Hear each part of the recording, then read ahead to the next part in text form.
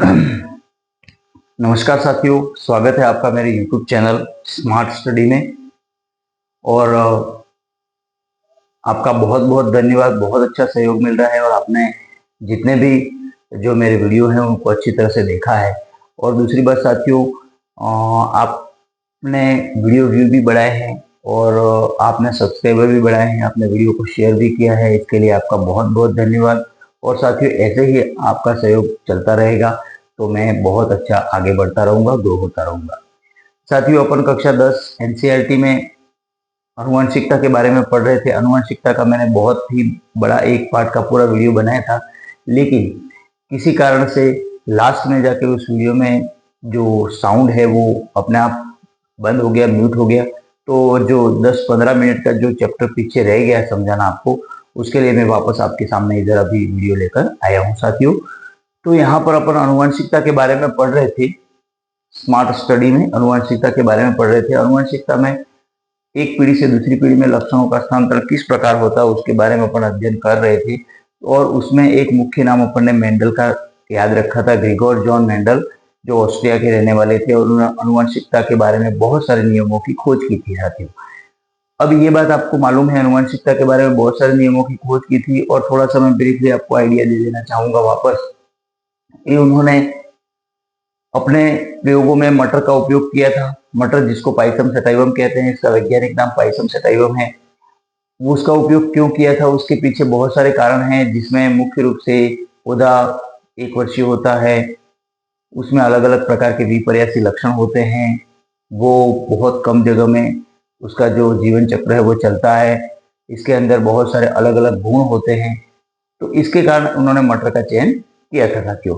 अब दूसरी बात आपको ये ध्यान रखनी है कि मटर में उन्होंने 7 प्रकार के विपर्यासी लक्षण लिए थे। ये आपके एनसीईआरटी में अभी कक्षा 10 में नहीं है, लेकिन मैं आपको थोड़ा ब्रीफली आइडिया इसके बारे में पहले दे देता हूँ, क्योंकि अपन इसके बारे में पहले पढ़ चुके हैं। दूसरी बात आपको ये ध्यान रखनी है साथियों कि जो मेंडल थे उन्होंने आनुवंशिकता के नियम दिए थे। और आनुवंशिकता के नियम में एक संकर, द्विसंकर के प्रयोग, उसके बाद बहुत सारे दूसरे अपूर्ण प्रभाविता वगैरह जो प्रयोग थे वो उन्होंने किए थे। लेकिन सबसे पहले उन्होंने एक संकर प्रयोग दिया था, जिसमें एक ही प्रकार के लक्षण का वंशागति का प्रयोग किया था। उन्होंने एक ही प्रकार के लक्षणों की वंशागति किस प्रकार होती है इसका उपयोग किया था। जबकि द्विसंकर प्रयोग में 2 लक्षणों को एक साथ अगली पीढ़ी में कैसे स्थानांतरित किया जाता है उसके बारे में उन्होंने अध्ययन किया था साथियों। अब यहाँ पर मुख्य रूप से गौर करने वाली बात यह है कि इन्होंने जो प्रयोग किए थे उसमें द्विसंकर प्रयोग में जैसे एक अनुपात उन्होंने प्राप्त किया था, 1:2:1, 1:2:2, 2:4, 1:2:1।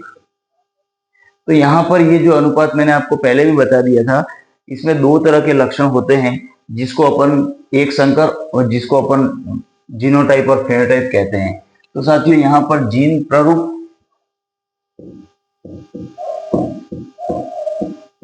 व लक्षण प्ररूप के बारे में मैंने आपको बताया था कि जीन प्ररूप क्या होते हैं और लक्षण प्ररूप क्या होते हैं। तो जीन प्ररूप बाहर से जो जीन होते हैं और जो अंदर से उनकी स्ट्रक्चर होती है, उन दोनों के बारे में दिया गया है। लक्षण प्ररूप जीव में पाए जाने वाले, इसको फेनोटाइप बोलते हैं। जीव में पाए जाने वाले वे लक्षण जो बाहर से लक्षित होते हैं, बाहर से अपन को दिखते हैं, उसको अपन लक्षण प्ररूप कहते हैं। जैसे कि लंबाई है, रंग है, आकार है, फली का आकार है। अगर मटर के पौधे के संदर्भ में देखा जाए, जीन प्ररूप का अर्थ अंदर की जीनी संरचना से है, जिसको अपन जीनोटाइप भी बोलते हैं, जिसको जीनोटाइप भी बोला जाता है। तो यहाँ पर जीन प्ररूप का अर्थ ये होता है कि अंदर के जो जीन हैं वो किस तरह से हैं, इनके जो जीनों में जो लक्षण हैं, उनके जो कारक हैं, जो 2 प्रकार के कारक हैं, जिसको अपन ने प्रभावी और अप्रभावी कारक कहा था, उसकी वंशागति किस तरह से हो रही है एक पीढ़ी से दूसरी पीढ़ी में, वो अगर अपन देखें तो उसको कहेंगे जीनी संरचना या जीनोटाइप। अब साथियों, यहाँ पर जो द्विसंकर प्रयोग था उस द्विसंकर प्रयोग में उन्होंने यहाँ पर तो आपके एनसीईआरटी की बुक के अनुसार देखा जाए, हालांकि मैंने पहले वाले वीडियो में बहुत अच्छी तरह से आपको बता दिया है कि एनसीईआरटी की किताब के अनुसार अगर जीनी संरचना देखी जाए तो द्विसंकर प्रयोग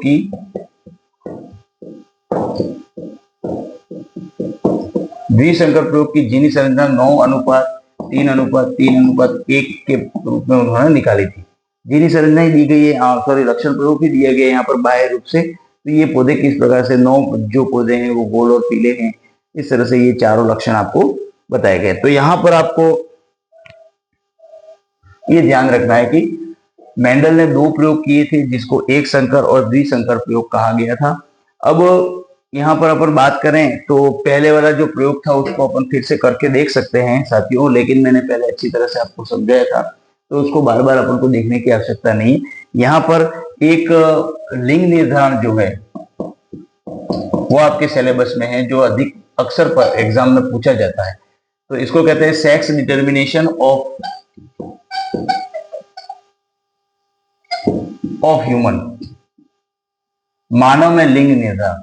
अब साथियों यहाँ पर थोड़ा सा गौर करने वाली बात यह है कि मानव में जो लिंग निर्धारण होता है कि मनुष्य की संतान लड़की होगी या लड़का होगा, नर होगा या मादा होगा, उसका निर्धारण कैसे होता है वो भी मेंडल के नियमों की वंशागति के अनुसार होता है। मेंडल के नियमों के वंशागति के अनुसार। तो यहाँ पर ये जो लास्ट वाला टॉपिक अपने रह गया था, जो आपको मैंने पढ़ाया तो जरूर है उसमें, लेकिन जो किसी कारण से टेक्निकल एरर के कारण से उसकी जो आवाज थी वो म्यूट हो गई, साउंड नहीं आ रही थी, तो मैं यहाँ पर आपको लिंग निर्धारण, मनुष्य में लिंग निर्धारण के बारे में फिर से बता देता हूं। अच्छी तरह से आप इसको याद रखिएगा। लिंग निर्धारण, तो यहाँ पर मनुष्य में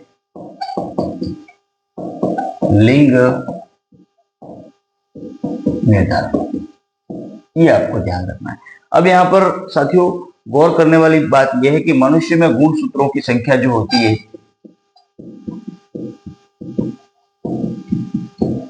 यहाँ पर डिटेल में अगर देखा जाए तो मनुष्य में गुणसूत्रों की संख्या होती है वो द्विगुणित रूप से 46 होती है। यानी कि इसमें 2 जोड़े होते हैं, 2n बराबर 46 और n बराबर आप देख रहे हैं जैसा कि 46/2 बराबर 23 गुणसूत्र अगुणित रूप से पाए जाते हैं। अगुणित का मतलब द्विगुणित अवस्था में प्रत्येक कोशिका में 46 क्रोमोसोम होते हैं, 46 गुणसूत्र होते हैं, लेकिन जब युग्मक बनते हैं, युग्मक बनने का मतलब मैंने आपको पहले बता दिया है कि जो संतति होती है उसके युग्मक बनते हैं, यानी कि जनकों के युग्मक बनते हैं। जैसे नर है तो नर युग्मक बनेंगे, मादा है तो मादा युग्मक बनेंगे। जब युग्मक बनते हैं तो ये गुणसूत्रों की संख्या सामान्य कोशिका की तुलना में आधी हो जाती है। कैसे हो जाती है साथियों? आधी हो जाती है, जिसको अपन समसूत्री एवं अर्धसूत्री विभाजन कहते हैं। समसूत्री विभाजन में तो गुणसूत्रों की संख्या 46 है, सेल में तो 46 ही रहेगी, लेकिन जब युग्मक बनेंगे तो 46 से गुणसूत्रों की संख्या हो जाएगी 23। तो ये केवल और केवल अर्धसूत्री विभाजन में युग्मकों में होने वाली संख्या है, आपको ये ध्यान रखना है, इसमें आपको कंफ्यूज नहीं होना। तो मनुष्य में गुणसूत्रों की संख्या तो 46 होती है, लेकिन जोड़ों में गुणसूत्र जो होते हैं वो 23 होते हैं। जोड़ों में कितने होते हैं? 23 होते हैं। ये आपको अच्छी तरह से ध्यान रखना है। गुणसूत्रों की संख्या जोड़ों में मनुष्य में 23 होती है, तो ये साथियों आपको ध्यान में रखना है। दूसरी बात आपको मुख्य रूप से ध्यान में रखनी है कि मनुष्य में जो लिंग निर्धारण होता है उसको अपन इस तरह से ले सकते हैं, जैसे मैं इसको भी मिटा दूं, तो मनुष्य में लिंग निर्धारण के समय आपको साथियों इस तरह से ध्यान रखना, दो तरह के गुणसूत्र बनते हैं जिनको अपन देखो 46 टोटल गुणसूत्र होते हैं, जिसमें कायिक गुणसूत्र और लैंगिक गुणसूत्र। कायिक गुणसूत्र होते हैं वो 44 होते हैं और लैंगिक गुणसूत्र होते हैं वो 2 होते हैं। याद रखना आपको साथियों। तो कायिक गुणसूत्र, अब इसका जब अपन संतति के लिए निर्धारण करेंगे, संतति का निर्धारण कैसे होगा, तो यहां पर दो बातें याद रखनी है आपको। जैसे कि फॉर एन एग्जांपल ये देखा जाए कि कायिक गुणसूत्र 44 होते हैं और लैंगिक गुणसूत्र 2 होते हैं। अब कायिक गुणसूत्र ये तो कौन सी अवस्था में है, द्विगुणित अवस्था में है, और ये अगुणित अवस्था में है, द्विगुणित अवस्था में। तो द्विगुणित से अगुणित जब होंगे तो 44 के कितने हो जाएंगे, 22 हो जाएंगे, और इसके कितने हो जाएंगे, 1 हो जाएंगे। यानी कि लैंगिक गुणसूत्र जो थे वो आधे होकर के 1 हो जाएंगे और कायिक गुणसूत्र थे वो आधे होकर के 22 हो जाएंगे। तो यहां पर एक कोशिका में, लैंगिक कोशिका जो होती है उसमें गुणसूत्रों की संख्या 23 रहेगी साथियों। तो यहां पर थोड़ा सा ये आपको कंफ्यूजन नहीं रखना, इसलिए मैंने आपको बता दिया। अब दूसरी बात आती है, अपन लिंग निर्धारण के बारे में देखते हैं। जैसे कि ये नर और ये मादा। अब देखो साथियों, कोई भी वंशागति आप देखोगे तो उसमें आपको पहले तो जनक लिखने हैं, फिर उसकी संतति में युग्मक लिखने। तो ये कौन से हो गए, जनक, ये हो गए जनक, ये मेल, ये फीमेल। नर में गुणसूत्रों की संख्या कितनी होगी, 44 प्लस एक्स वाई। अब देखो ये 44 हो गए और 2 गुणसूत्र हो गए एक्स और वाई। नर में एक्स और वाई होते हैं। ये लिंग गुणसूत्र, लिंग गुणसूत्र केवल नर में कौन से होते हैं, एक्स और वाई होते हैं। जबकि मादा में देखा जाए तो 44 प्लस एक्स एक्स, दोनों जो लिंग गुणसूत्र होते हैं वो एक्स एक्स होते हैं मादाओं में। मादाओं में एक्स एक्स होने के कारण लिंग निर्धारण में मादाओं का ज्यादा योगदान नहीं होता है। लेकिन साथियों, आप अभी छोटे हो, पढ़ाई कर रहे हो, लेकिन हमारे समाज में विभिन्न प्रकार की भ्रांतियां फैली है कि लिंग निर्धारक माता होती है, जो नहीं है। वास्तव में अगर साइंटिफिकली देखा जाए तो लिंग निर्धारक जो होता है वो नर होता है। क्यों, क्योंकि नर में एक्स और वाई 2 गुणसूत्र होते हैं, जो वाई होता है वो लिंग का निर्धारण करता है। अब यहां पर देखिए, ये तो बन गए जनक, इसके आप युग्मक बनाएंगे, इसको कहते हैं पेरेंट, पेरेंट्स, और ये हो गए गेमिट। इसमें युग्मक बनेंगे तो कैसे बनेंगे, देखो 2 युग्मक बनेंगे, 22 प्लस एक्स, 22 प्लस वाई। इसमें जो 2 युग्मक बनेंगे वो कैसे बनेंगे, 22 प्लस एक्स और 22 प्लस एक्स। ये दोनों प्रकार के जो गुणसूत्र हैं उसमें समान युग्मक बनेंगे। अब यहां पर जब संतति एक पीढ़ी से दूसरी पीढ़ी में जाएगी तो यहां से अगर नर और मादा का ये गुणसूत्र संयुग्मित हुआ तो 44 प्लस एक्स एक्स। फिर आप देखिए इधर 44 plus x y, 44 plus x y. यहां पर अगर देखा जाए 44 प्लस एक्स वाई, और साथियों यहां पर देखिए 44 प्लस एक्स एक्स। तो ये होगा मादा, क्योंकि 44 प्लस एक्स एक्स है। ये होगा नर, 44 प्लस एक्स वाई है। ये होगा नर, 44 प्लस एक्स वाई है। ये होगी मादा। तो यहां पर साथियों देखिए, यहां पर जिस गुणसूत्र से बाह्य गुणसूत्र संयुग्मित होता है वो नर पैदा करता है, यानी कि लिंग का निर्धारण जो होता है वो नर करता है, न कि मादाओं द्वारा लिंग निर्धारण होता है साथियों। तो ये मनुष्य में लिंग निर्धारण है, जिसको आप अच्छी तरह से याद रख सकते हो, अच्छी तरह से पढ़ सकते हो। तो यहां पर वंशानुगत जो गुण हैं वो नर और मादा से आते हैं। अब साथियों यहाँ पर वंशागति के बारे में थोड़ा सा मैं आपको और जानकारी दे दूं कि वंशागति में जैसे अपन कहते हैं कि लड़का या लड़की जो पैदा होते हैं, बच्चा या बच्ची जो पैदा होते हैं, नर या मादा जो पैदा होते हैं, मेल या फीमेल जो पैदा होते हैं, उनके आधे कैरेक्टर माता से और आधे कैरेक्टर पिता से आते हैं। अब साथियों देखिए इसमें आधे कैरेक्टर नर से, आधे कैरेक्टर माता से, आधे कैरेक्टर पिता से आते हैं। तो यहां पर आपको ये ध्यान रखना है कि अगली संतति में जो संतान पैदा होगी उसके लक्षणों में विभिन्नता होगी। क्यों होगी? क्योंकि लक्षणों में दोनों का समावेश होता है, माता और पिता दोनों के गुणों का समावेश होता है। अब यहाँ पर आपको ये ध्यान रखना है कि जो संतति पैदा हो रही है उसमें किस तरह के लक्षण हैं, वो इस बात पर निर्भर करता है कि माता और पिता से आने वाले लक्षणों में जो गुण थे उसमें कौन सा गुण प्रभावी और कौन सा गुण अप्रभावी था। जैसे मैं यूं कहूं आपको एग्जाम्पल के रूप में कि माता में त्वचा का रंग गोरा है और पिता में त्वचा का रंग थोड़ा डार्क है, काला है, तो अगर माता का जो गुणसूत्र X है वो प्रभावी है रंग का, तो अगली संतान में प्रथम पीढ़ी में जो रंग होगा बच्चे का वो गोरा होगा।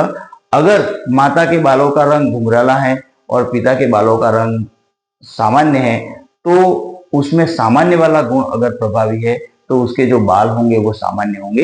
इस तरह से यहाँ पर जो वंशागति होती है वो दोनों बातों पर निर्भर करती है कि प्रथम पीढ़ी में जो आगे बढ़ने वाला जीन है या गुणसूत्र है उसमें कौन सा कारक प्रभावी है। तो यहाँ पर आपको ध्यान रखने वाली बात यह है कि यहाँ पर कतई इस बात से अपन को इत्तेफाक रखना है, ये इनकार नहीं किया जा सकता है कि जो लक्षण होते हैं वो माता पिता के प्रभावी और अप्रभावी गुणों पर निर्भर करते हैं। ऐसा जरूरी नहीं है कि माता पिता दोनों गोरे हैं और संतति में लक्षणों का संचरण गोरा ही होगा, क्योंकि माता पिता के जो गुणसूत्र हैं वो उनके माता पिता से आए हैं, अर्थात 50% गुण माता पिता के और 50% गुण अपने दादा दादी या आपके नाना नानी या आपके जो माता जी मदर का जो पापा का घर है उससे कैरेक्टर आते हैं। तो यहाँ पर साथियों इस बात का आपको ध्यान रखना है कि वंशागति में किस तरह से एक पीढ़ी से दूसरी पीढ़ी में गुणों का संचरण होता है। अब अपन आगे बढ़ेंगे, ये अनुवांशिकता के दोनों मैंने पार्ट पूरे कर दिए हैं। इसके बाद मैं आगे और वीडियो बनाऊंगा जिसमें अपन वंशागति के बहुत सारी चीजों को देखेंगे। तो साथियों आप इसको की पीठ रखिए, आप इसको पकड़े हुए रखिए और वीडियो को अच्छी तरह से देखिए, आपको समझ में आ जाएगा। धन्यवाद, अगले वीडियो में मिलेंगे। नमस्ते, वंदे मातरम, वंदे भारत।